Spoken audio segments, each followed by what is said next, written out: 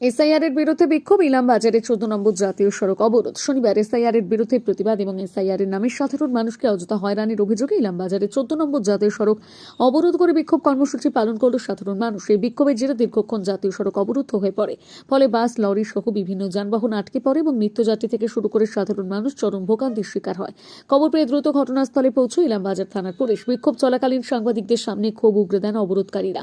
তাদের অভিযোগ, এসআইআর এর নামে সাধারণ মানুষকে বারবার ডাকা হচ্ছে, নথিপত্র নিয়ে হয়রানি করা হচ্ছে। প্রশাসনের কাছে অবিলম্বে হয়রানি বন্ধের দাবি জানানো হয়। প্রথমে খসড়া তালিকা বের হয়েছিল, আমরা এসআইআর বিরোধী নয়, এসআইআর হক, কিন্তু দিনের পর দিন যে এসআইআর অবনতির দিকে যাচ্ছে, আজকে এই আইন, কালকে এই কাগজ রিপোর্ট, এই কাগজবাদ, এই দিনের পর দিন যে মানুষদেরকে হয়রানিতে ফেলছে, সাধারণ মানুষদেরকে যে হয়রানিতে ফেলছে, তারই প্রতিবাদে মিছিল।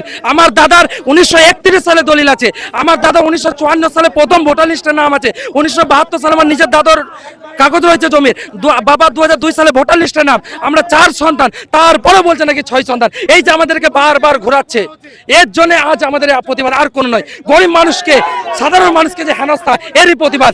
আজকে ইলেকশন কমিশনকে জবাব দিতে হবে, তোমরা কেন দিনের পর দিন এই অবনতির দিকে নিয়ে যাচ্ছ। আমার আন্দোলন চাই, যেমন ছিল সেরকম চাই। একটা ফর্মের জন্য এই হয় না, ওই হয় না, আমরা যাবো কোথায়? আমরা চাই যেমন ছিল, মানুষ ঠান্ডা ভাবে ওরকম চাই। আমার এসআর জন্য যেমন ছিল ওরকম আগের মতো চাই। এটা আমাদের আন্দোলন, এটা আমার চাই। 3 দিন 4 দিন যতক্ষণ না সমাধান হবে ততদিন আমরা থাকবো। তখন 1 মাস থাকবো, আমরা রুট জাম করে থাকবো।